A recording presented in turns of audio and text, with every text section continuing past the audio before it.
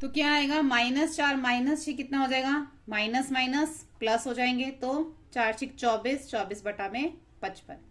ठीक है, तो ये सेम लाइन हम लिखेंगे क्योंकि हमारा आ चुका है परिमेय संख्या व्यवकलन के अंतर्गत संवृत है, यहाँ पे हमारी यही लाइन आएगी।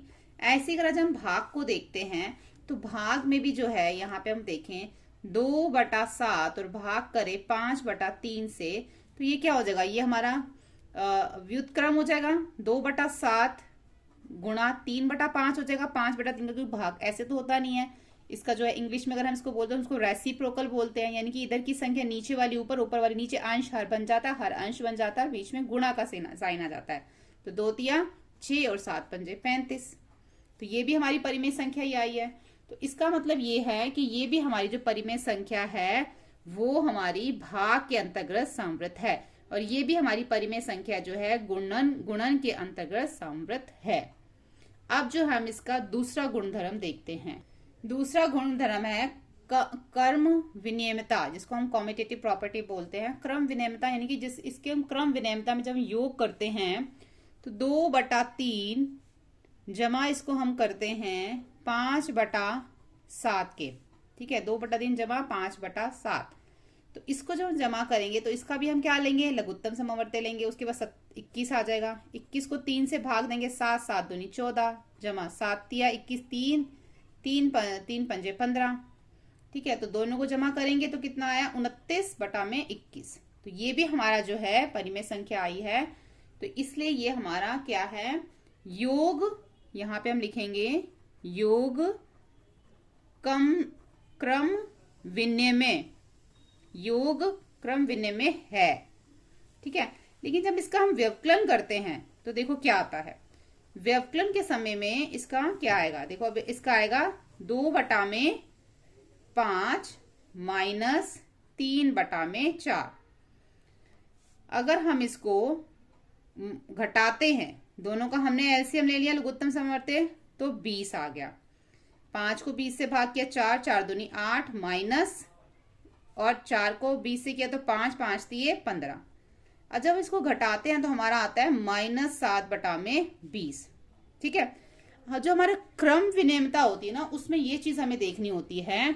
चाहे हम 5/7 को 2/3 से जमा करें, चाहे हम 2/3 को 5/7 में जमा करें, हमारा जो उत्तर है वो 29/21 ही आएगा। अगर मैं इधर 5/7 लिख दूं और इसमें जमा कर दूं 2/3, तो दोनों को अगर मैं एलसीएम लूं तो 21, इधर 15 और इधर 14 आएगा, और फिर से हमारा 29/21 ही आ जाएगा। यानी कि हम इसको a + b करें या फिर हम इसको b + a करें, आंसर हमारा हमेशा c ही आता है। ठीक है, आंसर हमारा हमेशा वही आएगा। तभी ये क्रम जो योग है क्रम विनिमय में है। लेकिन हमारा व्यवकलन में अगर देखें तो हमेशा ऐसा नहीं होता। अभी मैंने देखो 2/5 माइनस किया 3/4, इसको अगर हम उल्टा कर दें, यहां पर अगर मैं इसको 3/4 माइनस 2/5 कर दूं, एलसीएम लूंगी तो 20 ही आएगा लघुत्तम समवर्ती।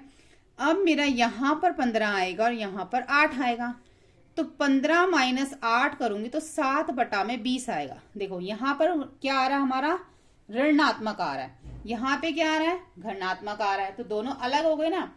क्रम विनियमिता में क्या होता है, चाहे हम a + b करें या b + a करें, तो आंसर हमारा सेम ही आना चाहिए। लेकिन क्रम विनियमिता के अंदर हम व्यवकलन देखें तो उसमें ऐसा नहीं होता है।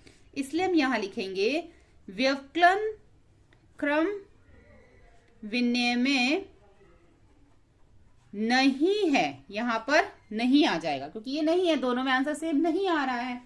ठीक है, अगर हम इसका गुणन का देखें तो गुणन में क्या आता है इसका, अब मैं 3/2 लिखती हूँ और गुणा करती हूँ 7/4 से, तो 7 या 21 और 4 दूनी 8, 21/8। अब मैं चाहे 7/4 करूं, उसको 3/2 से गुणा करूं, तब भी मेरा 21/8 ही आएगा। तो यानी कि गुणन क्या है, गुणन क्रम विनिमय है। ठीक है, चाहे a × b करूं या b × a करूं, तब भी हमारा सेम ही आएगा। लेकिन भाग में ऐसा नहीं होता है। भाग में क्या है, इसमें अलग है। देखो जैसे हमारा व्यवकलन नहीं होता क्रम विनिमय में, ऐसे हमारा भाग भी नहीं होता। अब -5 है बटा में 4, भाग देते हैं इसको 3/7 से। अब देखो इसका व्युत्क्रम हो जाता है -5/4 का 3/7 का बन जाएगा 7/3। गुणा करेंगे तो माइनस का 35 आ जाएगा, 4×3 = 12 आ जाएगा। ठीक है, अब इसको हम पहले लिखते हैं 3/7, उसको भाग देते हैं -5/4 से, तो यहाँ पे 3/7 व्युत्क्रम हो जाएगा 4/-5। ठीक है, -5 हो गया। गुणा करते हैं 4×3 = 12 और यहाँ पे हम करते हैं 7×5 = 35। तो ये हमारा जो है -12/35 आ गया। देखो ऊपर क्या आ रहा है 35/12, नीचे क्या हो गया 12/35 हो गया, अलग अलग हो गए ना दोनों। तो इसलिए ये हमारा भाग जो है क्रम विनय में नहीं है। हमारा जो क्रम विनय में व्यवकलन भी नहीं है और भाग भी नहीं है। योग और गुणन हमारा क्रम विनय में है। ठीक है, तो अब हम इसका तीसरा गुणधर्म देखते हैं। देखो सहचारिता में क्या है, हमारे पास 3 संख्याएं होंगी, जैसे A B C 3 है। ठीक है, अगर अब इसको हम योग कर रहे हैं, जमा कर रहे हैं, तो हम A जमा B को पहले जमा करके उसमें C जमा कर सकते हैं, या A को अलग करके B जमा C भी हम इसमें कर सकते हैं। ठीक है, ऐसे दोनों तरीके से हम इसमें कर सकते हैं। तो यही हमारा जो सहचारिता में आता है, जिसको हम इंग्लिश में एसोसिएटिव प्रॉपर्टी बोलते हैं। तो ये A B C है, तो पहले A बार रख लिया, B और C को जमा कर दिया। तो जमा करने के लिए दोनों का एलसीएम लेना पड़ेगा। एलसीएम लेके 30 आया, नीचे से भाग करने के बाद आंसर आया उसको ऊपर से गुणा कर दिया। ठीक है, तो हमारा आ गया 18 जमा में 25, दोनों को जमा किया, हमारा आ गया 43। 43/30 और 2/3 तो था ही। अब हमने इन दोनों को जमा कर दिया। इन दोनों को जमा करने के लिए फिर से हमें क्या करना पड़ा, एलसीएम लेना पड़ा, लघुत्तम समवर्ती, नीचे वाले से भाग और भाग करने के बाद जो उत्तर आता ऊपर वाले से गुणा, तो 20/43 आ गया। अब हमारा जो 20/43 है, तो हमारा आ गया है, दोनों को जमा किया तो 63/30 आ गया। अब इसको हम 3 के भाड़े से काट देंगे, 3 एकम 3, 3 0 का 0, 3 दूनी 6, 3 एकम 3, तो क्या आ गया 21/10 आ गया हमारा ये। ठीक है, अब यहाँ पे देखो हमने पहले A को बाहर रखा था, B और C को जमा किया। अब हम पहले A और B को करेंगे, C को बाहर रखेंगे और ऐसे करके देखेंगे कि दोनों का आंसर सेम आ रहा है। अगर सेम आ रहा है तो वो हमारा योग सहचार्य है। तो हमने करके देखा, A और B को अंदर, C को बाहर, दोनों का लघुत्तम समवर्ती लिया, नीचे से भाग ऊपर से गुणा कर दिया, 10/9 बटा में 5/6, दोनों को जमा किया, 19/15, 5/6 आ गया। ठीक है, अब इन दोनों का फिर से लघुत्तम समवर्ती लिया, नीचे वाले से भाग और भाग करने के बाद जो आंसर आया ऊपर वाले से गुणा। देखो 15 दूनी 30, 2 आया ना, 19 दूनी 48, ऐसे ये 6 पंजे 30, 5 आया और 5 पंजे 25 हो गया। दोनों को जमा किया, फिर से 63/30 आ गया, 3 से काट दे, फिर से 21/10 आ गया। इनके दोनों का जो आंसर है वो सेम आ रहा है, इसलिए परिमेय संख्याओं के योग सहचार्य है। अब हम देखते हैं इसमें व्यवकलन हो सकता है या नहीं। व्यवकलन में भी ऐसे करेंगे, पहले 2 को अंदर रख लेंगे, 1 को बाहर। तो पहले इन दोनों को अंदर रख लिया, घटाने के लिए दोनों का हर बराबर है, एक जैसा है, इसलिए हमने इसमें एलसीएम लेने की जरूरत नहीं है। 3 - 4 किया तो हमारा क्या आ गया 3 - 4 और माइनस का 8/7 है, तो 3 में से 4 घटाया -1 -8/7 आ गया। दोनों फिर से हर बराबर है, तो -1 और -8 हो गया, माइनस माइनस प्लस हो गए, माइनस का 9/7 हो गया। जब हमने अब A को बाहर रखा, B और C को अंदर रख दिया। ठीक है, तो दोनों का हर बराबर है, तो 4 - 8 आ गया। लघुत्तम समवर्ती करने की जरूरत नहीं है। 4 - 8 कितना हो गया -4, बड़ी संख्या के साथ माइनस का साइन, तो माइनस आ गया, बटा में 7 आ गया। अब हम देखेंगे यहाँ पर ये भी माइनस है, ये भी माइनस है, ब्रैकेट ओपन करने के लिए माइनस माइनस क्या हो जाएंगे, प्लस हो जाएंगे। दोनों 7 हैं, तो हमारा कॉमन 7 आ गया। 3 और 4 को जमा किया तो 7, 7 बटा में 7, दोनों को काटा तो 1, यानी कि यहाँ पे तो हमारा 1 आ रहा है और ऊपर आ रहा था हमारा -9 बटा में 7 आ रहा था। इसका मतलब ये हो गया कि जो परिमेय संख्याओं के लिए व्यवकलन सहचार्य नहीं है। गुणन में देखेंगे, A को बाहर रखा, B और C को अंदर रखा, दोनों को गुणा किया, 28/15 आ गया, 5 से 15, 7 चौक 28, फिर इन दोनों को गुणा किया, 56/45 आ गया। ऐसे A और B को अंदर रखा, C को बाहर रखा, तो इन दोनों को गुणा किया, 5 से 15, 4 दूनी 8, फिर इन दोनों को 15 से 45, 8 7 56, दोनों का सेम आ रहा है। ठीक है, इसलिए हमारी परिमेय संख्याओं के लिए गुणन सहचार्य है। ऐसे अब हम इसका भाग का देखते हैं कि ये सहचारता के अंदर भाग हमारा परिमेय संख्या में सेम आता है या नहीं। 1/2 इनको हम भाग देंगे 3 से, यानी कि 1/2 भाग 3/1, इसके नीचे कुछ नहीं है तो हमने 1 लगा दिया, व्युत्क्रम हो जाएगा, भाग है तो गुणा हो जाएगा, 3/1 का 1/3 बन गया, 1/2 गुणा 1/3, दोनों को गुणा किया 1/6 आ गया। अब इसको हम A को बाहर रखते हैं और बी और सी को अंदर, तो 1 आ गया, 2/3 आ गया। इसके नीचे 1 लगा दिया क्योंकि कुछ नहीं था। 1/1 व्युत्क्रम हो गया, भाग का गुणा हो गया, 2/3 का 3/2 हो गया, गुणा किया 3/2 आया। देखो यहाँ पे ऊपर 1/6, नीचे 3/2 अलग अलग आ रहा है, इसलिए परिमेय संख्याओं के लिए भाग सहचाय नहीं है। ठीक है, तो हमने इसके गुणधर्म देख लिए। अब हम इसमें जो है वो आगे देखते हैं कि शून्य की क्या भूमिका है हमारे परिमेय संख्या के अंदर।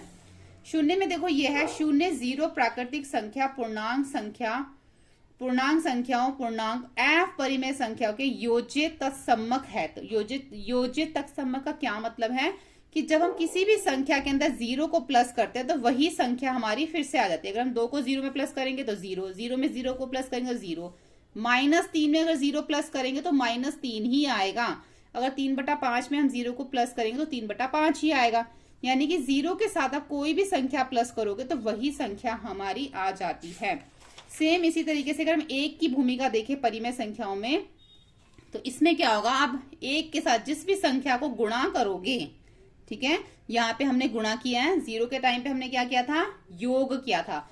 तो प्राकृतिक संख्या, पूर्ण संख्याओं, पूर्णांकों, f परिमेय संख्याओं के लिए गुणात्मक तत्सम्मक है। यानी कि आप किसी भी संख्या को 1 से गुणा करोगे तो वही संख्या हमारी फिर से आ जाती है। ठीक है, आगे देखते हैं। इसमें हमें दे रखा है 2 का योज्य प्रतिलोम क्या है, हमें इसमें देखना है। कोई भी संख्या दे रखी हो, मान लो यहाँ पे 4 दे रखा होता तो 4 का योज्य प्रतिलोम क्या है, यानी कि अगर ये हमारा धनात्मक है तो ये हमारा ऋणात्मक बन जाएगा, यही इसका योज्य प्रतिलोम है। ठीक है, अगर 4 है तो वो -4 हो जाएगा, तो -4 जो है वो 4 का योज्य प्रतिलोम है। ठीक है, अब हम आगे देखते हैं। -2 का योज्य प्रतिलोम क्या होगा, 2 होगा। अगर ऋणात्मक है तो वो घर्णात्मक बन जाएगा।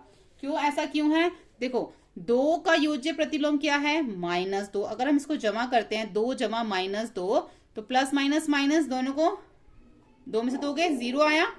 ऐसे ही अगर हम, क्योंकि योज्य प्रतिलोम करने के बाद क्या होता है, हमेशा आंसर 0 ही आता है।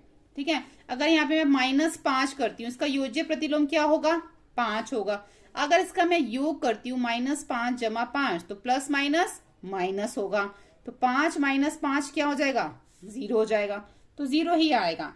इसलिए योज्य प्रतिलोम में आप ध्यान रखना, अगर ऋणात्मक है तो वो घर्णात्मक बन जाएगा, अगर घर्णात्मक है तो वो ऋणात्मक बन जाएगा।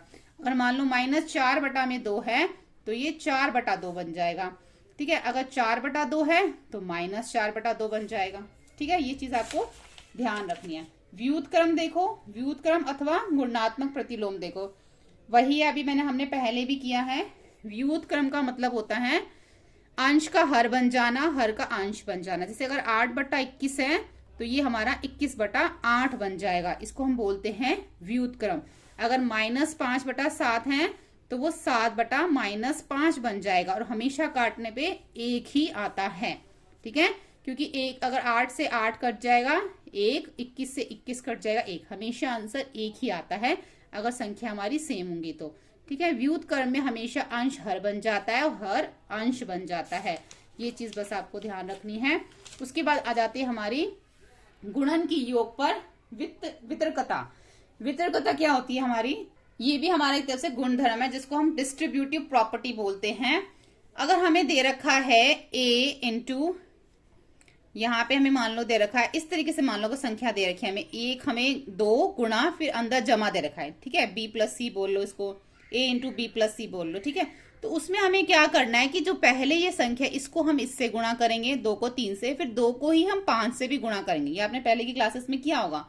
2 × 6, 2 × 5 10, दोनों को जमा किया 16। देखो वही है जो मैंने आपको ऊपर प्रॉपर्टी बता रही थी।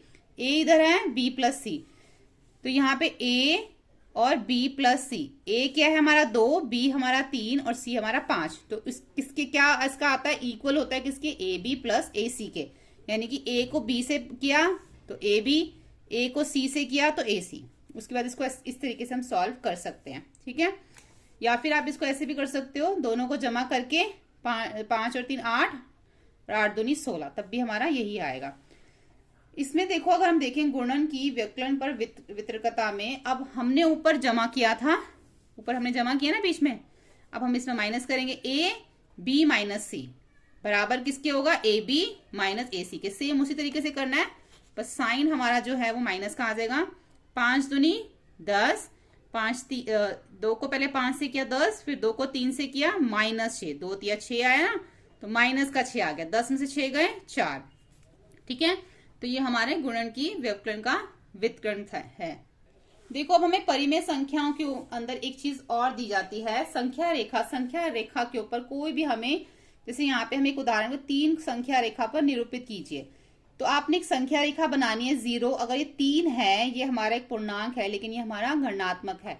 ठीक है, तो 0 1 2 3 4 5 6 7 बना लो, और जहां पे 3 है उसको 3 को आप निरूपित कर दो। -3 है तो 0 -1 -2 -3 -4 -5 -6 बना लो, और -3 को निरूपित कर दो। ठीक है, ऐसे अगर हमें यहाँ पे 7/8 निरूपित करने के लिए बोला जाता है तो हम 0 से स्टार्ट करेंगे। 1/8, 2/8, 3/8, 4 5 6 7/8 और 8/8 का मतलब क्या होता है 1। अगर हम इसको काटते हैं तो 8 एकम 8 तो 1 आता है। ठीक है, 0 के बाद ये 1 आया ना यहाँ पर, और ये बीच की संख्या हो गई, तो 7/8 को हम यहाँ पे निरूपित कर देंगे। ऐसे ही -5/7 को निरूपित करना हो तो 0 से स्टार्ट करेंगे, -1/7, -2/7, ऐसे ही -3, -4, -5, -6, -7 और -5/7 को हम यहाँ पे निरूपित कर देंगे। ठीक है, उसके बाद हम देखते हैं, अगर हमसे बोला जाता है कि दो परिमेय संख्याओं के बीच की परिमेय संख्या लिखो, जैसे कि -2 और 0 के बीच की परिमेय संख्या, तो -2 और 0 के बीच में कितनी परिमेय संख्या होगी। अगर यहाँ पे 0 होगा, फिर -1 होगा, फिर -2 होगा, तो इसके बीच में सिर्फ एक ही परिमेय संख्या आ रही है ना। तो इसके लिए हमें क्या करना पड़ेगा, इन्होंने हमें बीच की 3 परिमेय संख्याएं बताने के लिए बोला है। ठीक है, अगर मैं यहाँ पे लिखूं 0 1 2 3 4 5 6 7 8 9 10, अगर मैं 0 से 10 के बीच में देखूं तो कोई भी 3 परिमेय संख्या बता सकती हूँ, चाहे मैं 4 5 6 बता दूं, चाहे मैं 8 9 7 8 9 बता दूं, कोई भी 3।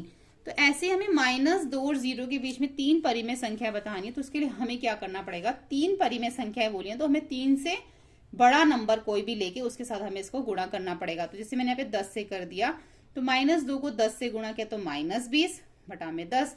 उसी के साथ सेम उसी संख्या से हम यहाँ पे करेंगे, 0 को 0 गुणा 10/10, -2 के किया तो -20/10, यहाँ पे इसको किया तो 0/10। अब हम यहाँ पे इसके बीच की संख्या कोई भी बता सकते हैं, 3, -19/10, -18/10, -17/10। ठीक है, तो बीच की 3 परिमेय संख्या हमारी हो जाएगी। ऐसे अगर हमें यहाँ पर एक उदाहरण है, -5/6 और 5/8 के बीच की 10 परिमेय संख्या बतानी है, तो उसके लिए हमें क्या करना पड़ेगा, जैसे कि किसी भी नंबर से हम इसको अगर गुणा करते हैं, तो जैसे यहाँ पे मैं 6 चौक 24 है तो 8 या 24, हमें इस तरीके से करना है कि हमारा जो हर है ना वो एक जैसा रहे। 6 चौक 24, 8 या 24, और सेम उसी नंबर से ऊपर भी करेंगे। 5 चौक -20 आ गया, और 5 तिये 15 आ गया, तो -20 और -24 आ गया। इसके बीच में 10 संख्याएं बतानी है, तो -19, -18, 17, -16, -15, इस तरह से हमने इसके बीच की 10 परिमेय संख्याएं -10 तक लिख दी। ठीक है, तो इस तरह हम जो है बीच की अगर हमें परिमेय संख्या पूछी जाती हैं तो इस तरीके से हम करते हैं। बाकी जो आगे की हम प्रश्नावली में प्रश्न करेंगे आपको और भी अच्छे से उसमें समझ में आ जाएगा। तो यहाँ पर हमारा जो इसका इंट्रोडक्शन पार्ट है वो कंप्लीट हो जाता है। होपफुली आपको ये वीडियो हेल्पफुल लगा। वीडियो हेल्पफुल लगे तो प्लीज लाइक शेयर सब्सक्राइब करें। Thank you.